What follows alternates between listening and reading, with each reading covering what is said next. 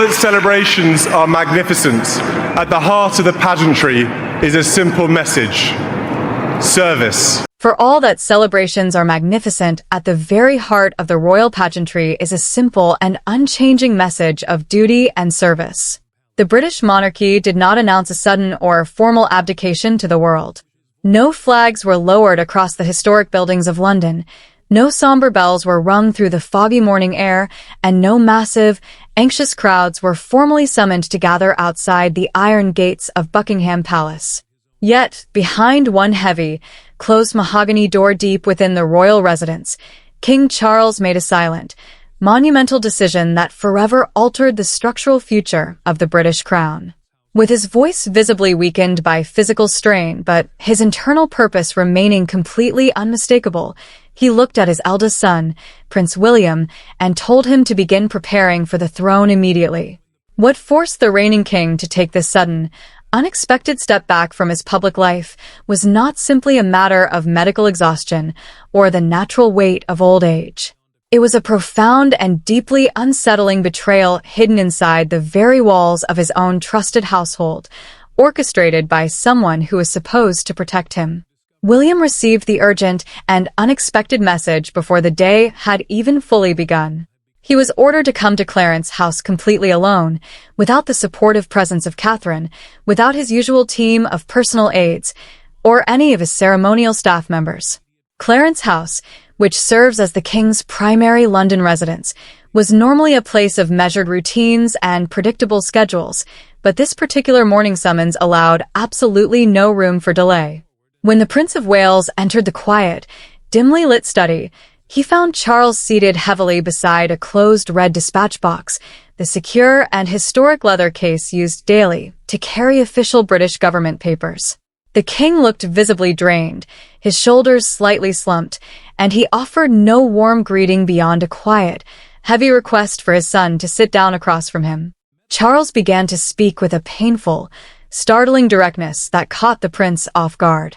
He explained that he was stepping back from several major public appearances and essential constitutional duties after discovering that a senior palace advisor had deliberately concealed multiple medical warnings, showing that his daily schedule had become dangerously unsustainable for his health. These constitutional duties represent the sovereign's formal, deeply rooted responsibilities in the British government, making this decision a matter of national stability.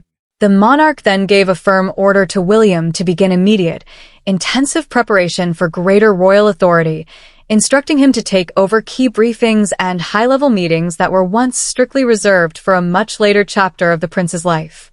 William did not answer this heavy command as a formal heir to the throne. Instead, he answered simply as a concerned son who cared for the well-being of his father. He leaned forward across the desk and asked with raw honesty whether his father was more seriously ill than the public knew. Charles hesitated for a few long seconds, and that heavy silence struck William harder than any medical diagnosis ever could.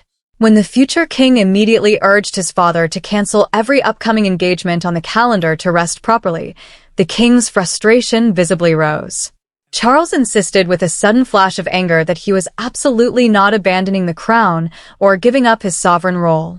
Yet, his hand noticeably trembled as he pushed the coming months of the royal schedule across the polished desk toward his son. It was then that Charles revealed the true, painful nature of the betrayal that had taken place. Crucial medical recommendations written by royal doctors had been systematically softened, withheld, and physically removed from the king's briefing folders for several weeks. Someone who controlled the royal diary had allowed the monarch to continue working at a grueling pace while knowing full well the physical danger it presented. Worse still, the internal transition within the palace had already quietly begun without the prince's knowledge. Secure meetings, private constitutional papers, and confidential sessions with senior government officials had already been arranged in William's name before he had even walked into the room that morning. William stood up slowly from his chair, carrying the immense weight of a reality that had suddenly shifted beneath his feet. As he reached for the heavy door, Charles finally named the exact person who had approved the concealed schedule changes. The prince froze instantly, his hand resting tightly on the brass handle. He had entered Clarence House believing he was simply being asked to support his ailing father, but he left the building knowing he had been formally summoned to protect the crown from an enemy already operating inside its walls. For the vast majority of his life, William had been told by mentors and family members alike that one day the heavy crown would become his ultimate responsibility. But that grand promise had always belonged to a seemingly distant future, safely separated from his current reality by the projected long reign of his father. Now, that distant future had arrived abruptly without any ceremony or celebration. Charles was still officially the king, yet William was already being asked to think, act, and decide like the monarch who would one day replace him. Between the two men stood much more than a simple transition of royal duty. There was an unspoken fear, an unfinished family history, and a deep emotional wound that neither man wanted to openly name. William remained completely alone in the back of the car for a long time after leaving Clarence House, staring out at the streets of London. A gentle message from Catherine was waiting on his phone, asking whether everything was all right at the meeting, but the prince could not immediately decide how much he was legally or emotionally allowed to say to his own wife. Every new responsibility placed on his shoulders would inevitably reach far beyond him. It would fundamentally change the daily life of the princess, reshape young George's early understanding of his own heavy future, and pull Charlotte and Louis much closer to a rigid royal world their parents had tried so hard to keep at a careful, protective distance. Catherine understood the gravity of the situation the exact moment her husband returned home. William placed his secure phone face down on the table and remained standing silently in the middle of the room, as though sitting down would somehow make this overwhelming new truth too real to handle. She gently asked him what had happened behind those closed doors. His usually controlled expression held for only a second before it visibly broke under the emotional strain. The future king looked at his wife and told her that Charles was not simply reducing his public appearances for a few weeks. The king was going to surrender several strategic overseas meetings, international preparations, and weekly government briefings that had always gone directly and exclusively to the sovereign, meaning the reigning monarch who carries the crown's formal, legal authority under the Constitution. Charles felt the impact of this massive change from the other side of the palace walls. A life of public service had defined his entire existence for decades, and personal endurance had become a core part of how he measured his own worth as a man and a ruler. Stepping back did not feel like a much-needed rest to him. It felt like time itself had finally defeated him before he was truly ready to let go. When Queen Camilla later learned that this incredibly private meeting between father and son had taken place entirely without her knowledge or presence, she sat completely alone in her quarters after the king closed his study door. A sense of deep humiliation quickly turned into sharp anger, and that anger eventually transformed into a quiet, lingering fear.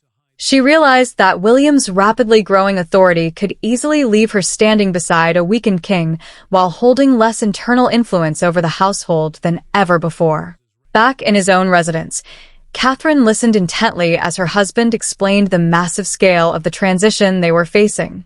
Then, a royal courier arrived at the door, delivering a sealed leather folder containing a strict timetable that covered 6 full weeks of intensive constitutional preparation.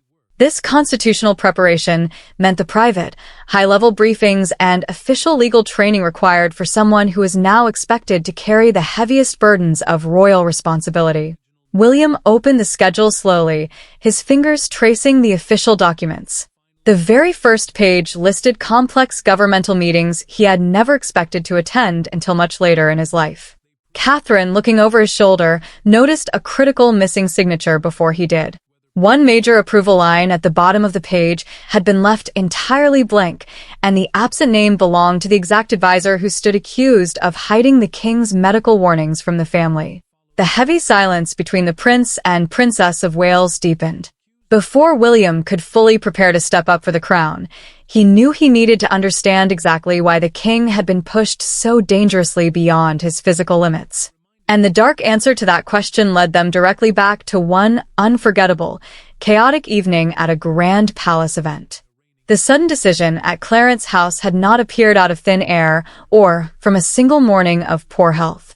Weeks earlier, During a massive and incredibly formal state banquet filled with sweeping orchestral music, grand political speeches, and perfectly polished smiles, King Charles had suffered a sudden, terrifying physical moment that only a handful of people in the entire room fully understood.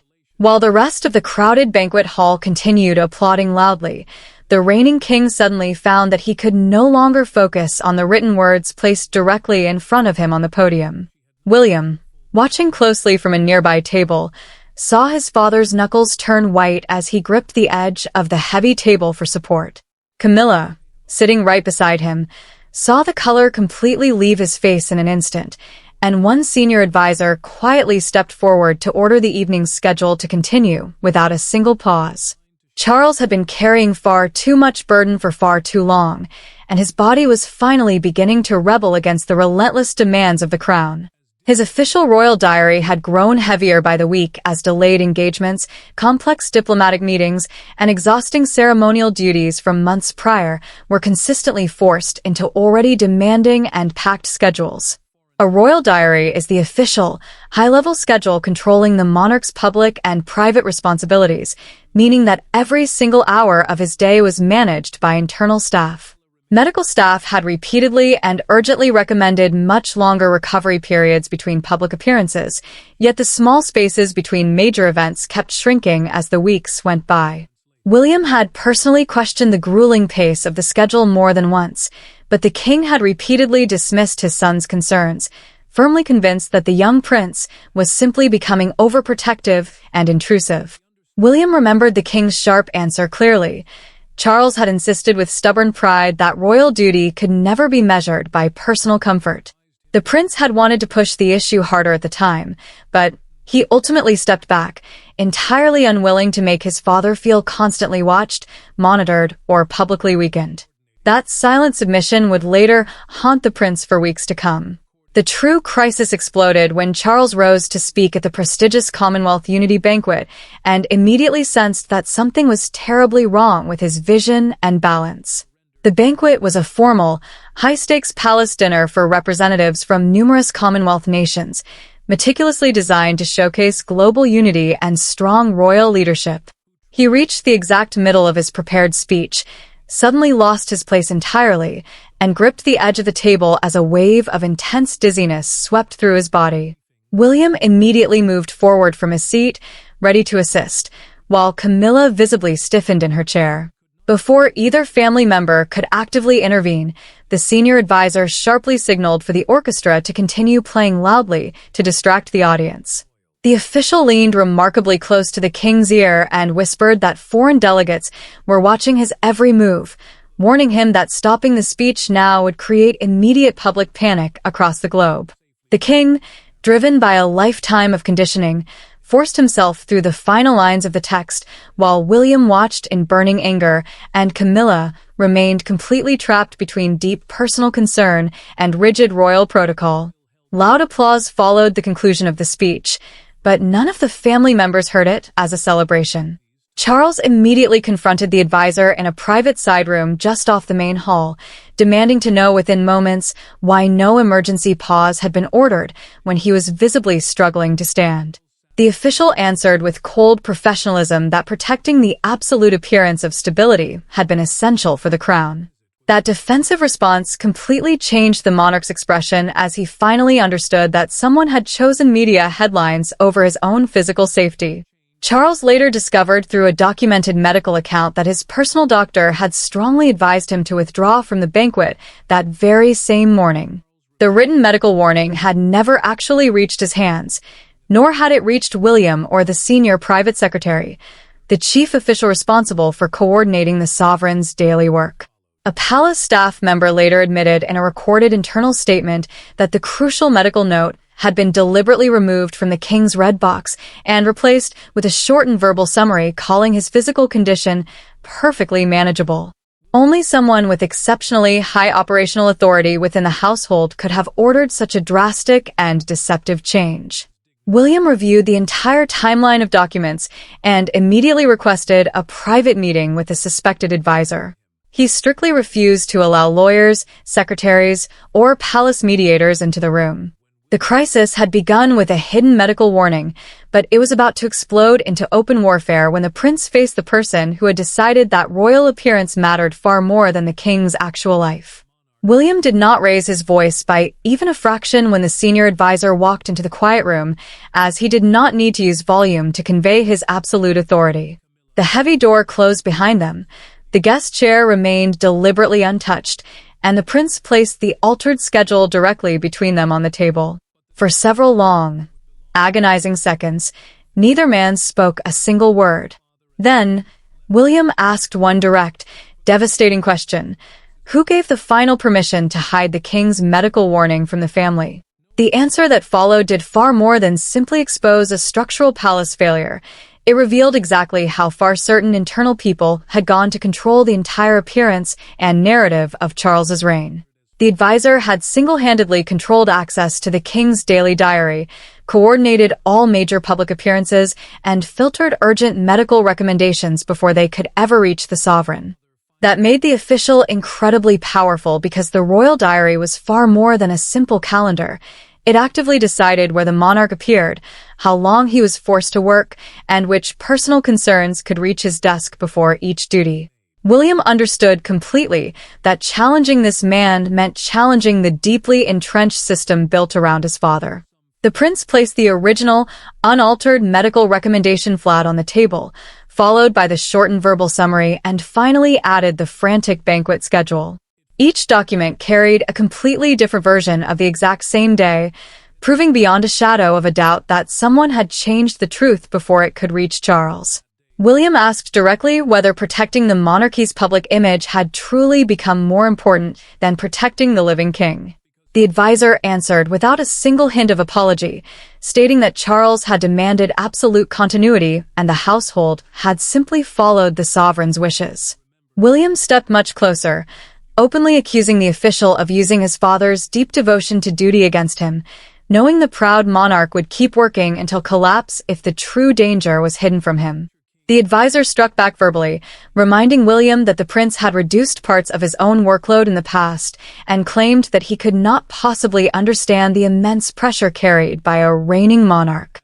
The heavy accusation landed hard, and William's jaw tightened in visible fury, but he refused to defend his own actions.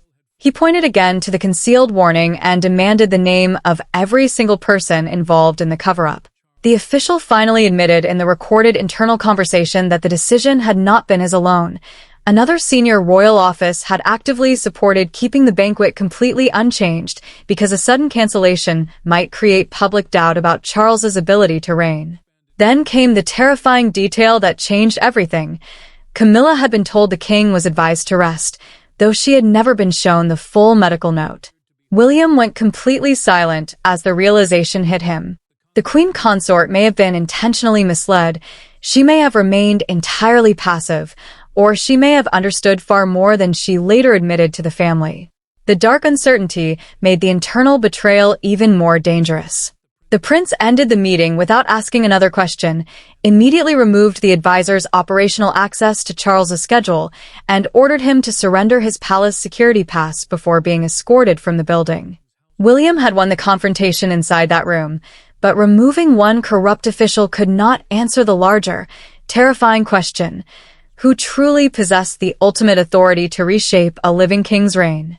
A crown may rest heavily on one single person's head, but a historic monarchy moves entirely through official signatures, private briefings, strict permissions, and carefully guarded customs.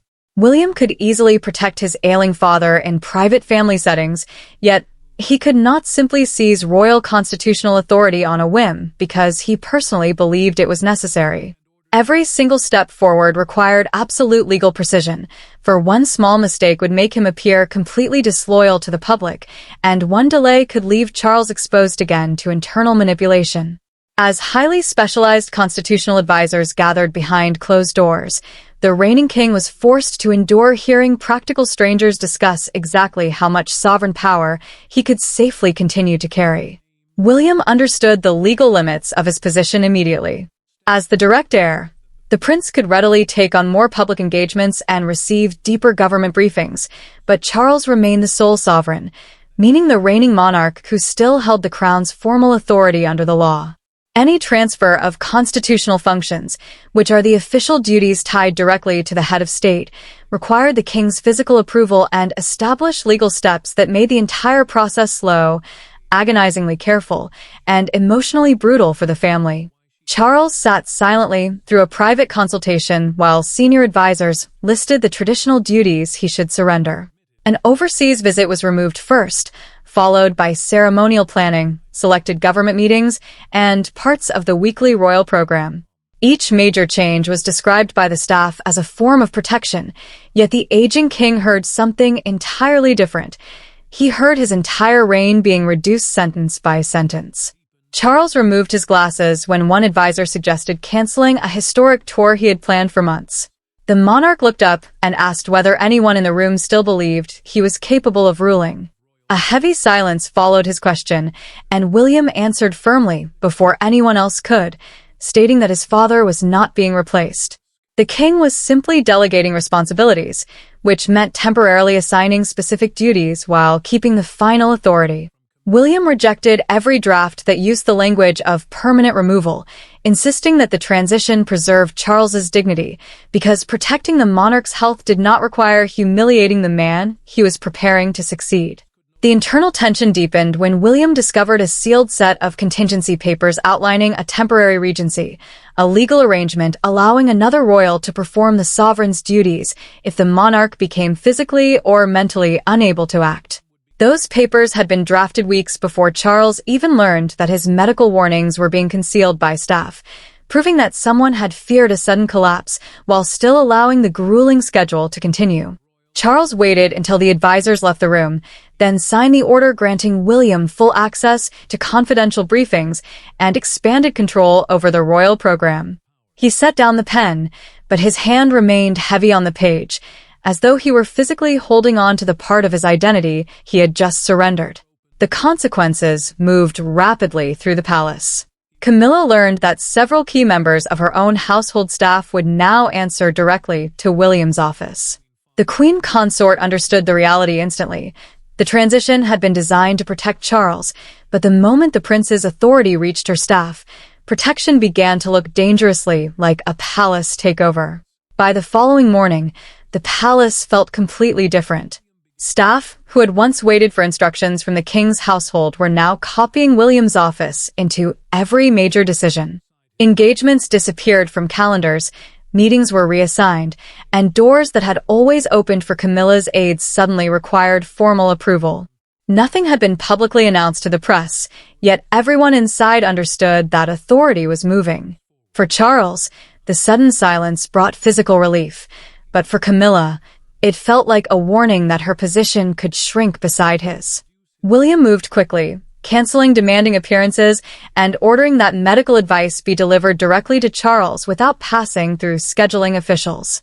The royal household had relied on long chains of approval, but he cut those chains shorter because every delay carried massive risk.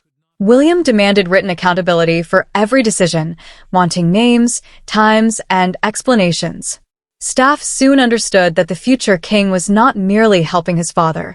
He was learning how to govern the household with firmer control. Camilla discovered the true consequences when an aide handed her a revised schedule showing a reception she expected to lead had been reassigned to William and Catherine. The queen consort read the page twice, placed it sharply on the table, and asked why she had learned of this from staff instead of her husband. Charles faced her anger without retreating, admitting that he had approved the change. Camilla asked whether William now decided who stood beside the monarch, and he answered with painful calm that his son was deciding what kept him alive. The words wounded her because they carried a truth she could not challenge. The crisis deepened hours later when palace security found altered schedules and private correspondence stored entirely outside the approved archive, the official system used to preserve royal records. The dismissed advisor had been building a private account designed to show that Charles personally accepted every physical risk. That meant someone had prepared a legal defense before the truth was ever exposed. William then received a recovered message from Camilla's household asking whether canceling the banquet would make the queen appear unable to support the king. The message did not prove that she gave the order to hide the notes, but it pulled suspicion closer to her office. The prince could no longer tell where fear ended and ambition began. Charles, seeing the family dividing around him, summoned William alone and excluded everyone else from the room. The machinery of power had separated the palace into competing sides, but the decisive moment would belong not to advisors, but to a father and son left completely alone. For the first time since the crisis began, Charles and William met without papers between them. The king stood by the window while his son remained near the door. Then Charles said the sentence William had not expected. "I know you are ready." It was not an abdication. It was something far more personal, a father finally releasing his son from doubt. Charles had ordered every member of staff to leave, ensuring that no formal note would be made. The king wanted the conversation to belong to them, not to an archive or a future account of the reign. William finally stepped closer, telling his father that preparing for the throne did not feel like a promotion. It felt like watching a door close behind the man who had raised him. Charles admitted that stepping back had terrified him because he feared becoming irrelevant to the institution he had waited a lifetime to lead. William answered with equal honesty, stating that service could demand sacrifice, but it could not demand self-destruction. Charles then explained the shocking reason fully. The betrayal had forced him to step back because it proved he could no longer trust the system surrounding him. Until the royal household was rebuilt, William would become the safeguard between the king and those controlling his reign. Charles reached into his pocket and removed a small key that opened a private briefing cabinet where sensitive material was stored, placing it in William's palm. "Access," the monarch said, "is not a gift of power. It is a duty to question everyone, including the king." William only nodded. The door opened moments later, and the two men left side by side. Their reconciliation ended the battle between father and son, but beyond the palace gates, the world was already turning a hidden transition into a global royal earthquake. The public recognized something far larger as William began appearing where Charles had been expected, and Buckingham Palace officially confirmed that Charles would reduce his public program while William assumed a greater share of duties. When Charles finally addressed the country in a recorded speech, he confirmed that he remained sovereign, but William would take on expanded public ceremonial responsibilities. The arrangement was a controlled transfer of pressure designed to protect the king. The advisor who suppressed the medical warning was permanently dismissed, and medical communications would now reach the monarch directly. Charles paused during his message, turning vulnerability into responsibility by choosing truth over the performance of endless strength. William watched beside Catherine without celebration, carrying his new authority with sorrow rather than triumph. By empowering William, the monarch created a safeguard stronger than protocol, a son willing to challenge him in order to save him. The crown had not passed from father to son, yet trust, responsibility, and blessing had. Charles remained king, William became ready, and the monarchy survived because both men chose truth over pride.